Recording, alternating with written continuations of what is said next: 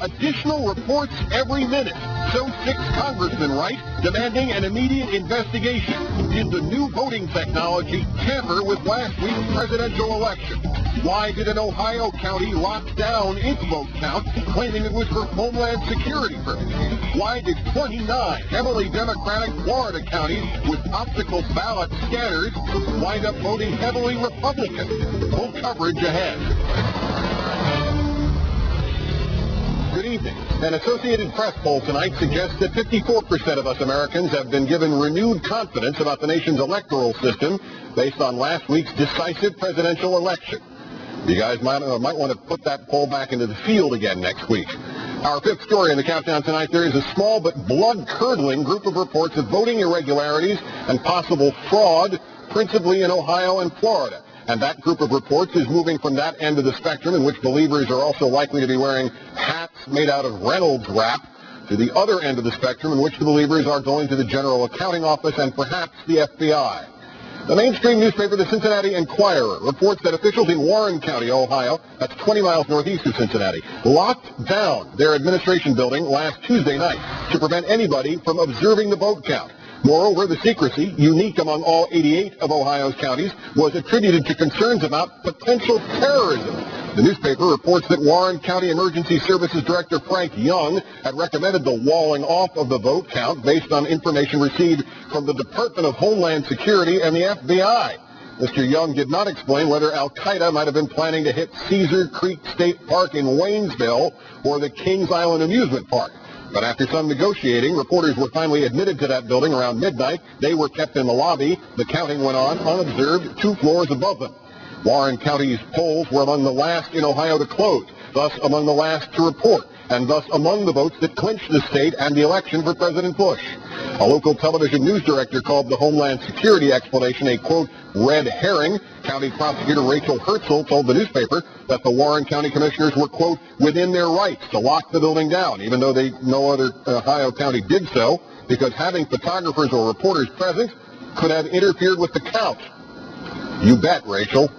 Ohio, whose 20 electoral votes were based on a margin of 2% in the vote, has other problems tonight. The state reports 92,000 presidential votes did not count, ranging from votes improperly cast to votes improperly counted. And in Cuyahoga County, that is Greater Cleveland, the official records of 29 different voting precincts show more votes than registered voters, to a total of 93,000 extra votes in that county alone.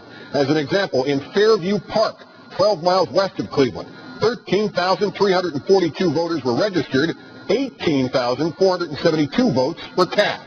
None of this even addresses the story we told you about last week in the town of Gahanna outside Columbus, Ohio. There, in a district with just 800 voters, a voting machine added 3,893 votes to Mr. Bush's total.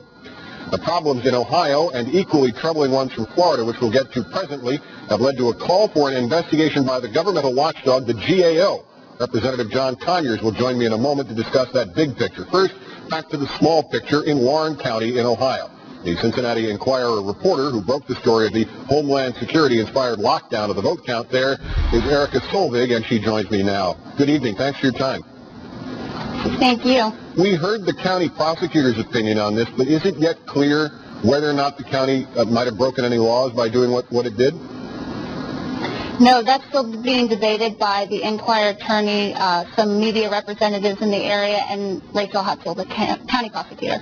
There's also a statement tonight from Pat South, who's the president of the Warren County Board of Commissioners, that 3 weeks before the election, they got a series of memos from Homeland Security. Let me quote the rest of her statement directly.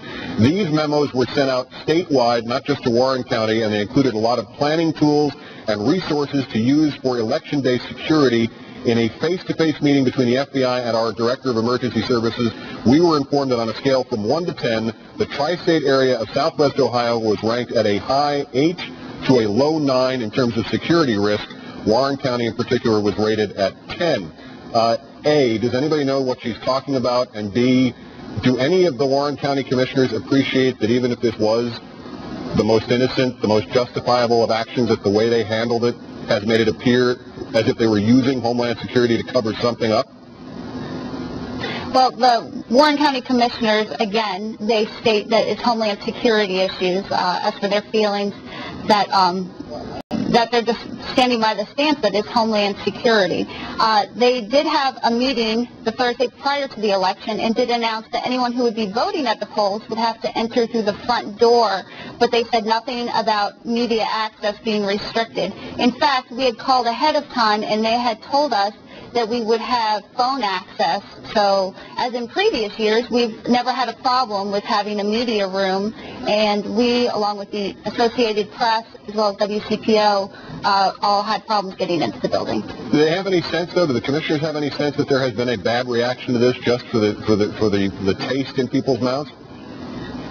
Well, we at the Enquirer have received numerous emails, but the county commissioners that I have talked to, when I spoke with them last, they had said that they had not received any emails or any responses saying that this was a negative action, and they maintain their position that they were well within their rights. Is there any sense there in southern Ohio that the election throughout the state might have been a mess, or at worst that it may have left the appearance of being tampered with? Well, I think that from reader feedback, some readers have that concern, but our concern at the Enquirer was that this was a restriction on the First Amendment rights, as well as a concern about having an open government and being able to watch the process and be able to report on the process. In previous years, we've never had a problem getting access to the building. This year, we had several problems getting access. Erica Solvig of the Cincinnati Enquirer, when faced with that problem, got a story out of it. Great, thanks for your time. Thank you. And the Ohio numbers are straightforward compared to Florida. Their county totals in Tuesday's election might be attributable largely to Democratic districts suddenly switching sides and all voting for Mr. Bush at the same time, except that the 29 counties in which that happened were among the 52 in the state that tallied their votes using paper ballots that were optically scanned by machines produced by the Diebold Corporation, the Sequoia Company, or Election Systems and Software. All this data here is from the Office of Florida's Secretary of State. Baker County, Florida, on the Georgia border, for instance, 69% of voters registered Democrats, 24% Republicans, yet President Bush got 7,738 votes and Senator Kerry just 2,180. In Holmes County, in the Panhandle, 7 Democrats for every 2 Republicans in the district. Bush beat Kerry